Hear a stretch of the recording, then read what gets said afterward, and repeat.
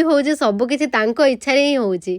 आउ जेतेबेले मु आसिक एठी झरणा पाखरे पहुँची जाइथिली देखंतु मु बहुत ही एक्साइटेड थिली। प्रथमे मु छुईली मु स्पर्श कर सारला परे मो मन भरिलानी। मु आउ थरे चेष्टा कली प्रभु को आउ थरे छुईवा पई के जणी पुणी मते को जन्म रे छुईवा पई सुजोग मिलिबो कि न मिलिबो काहेकि ना आजिका जीवन काली की नाही ए कथा भाबी भाबी मु प्रभु को दी थर छुई के आसिली। मु पूरा ओदा हे जाइथिली सत किंतु मो मन बहुत ही खुशी थिला।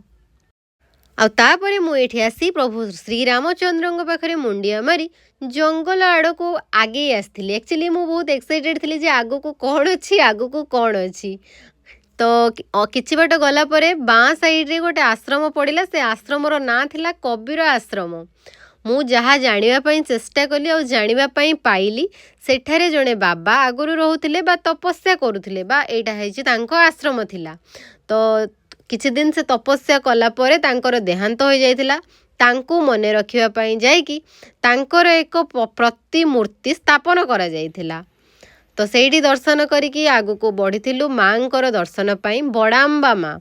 तो माँ बड़ाम्बा पाखरे आमे पहुँचीथिलु।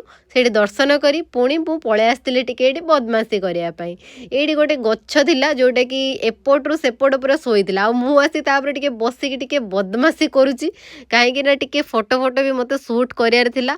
सेति पई मु झरणा गच्छ उपरे एमिति होची जेमिति एठी मो पई ही माने मु ही एठी रहिबी जंगल रे आ घरु को जिबिनी। वीडियो रे मोर जदि किसी त्रुटि रही जाइतिबो तो निहाती भाव में मते आपण कमेंट रे कहिबे। रहिली नमस्कार। ओम नमः शिवाय।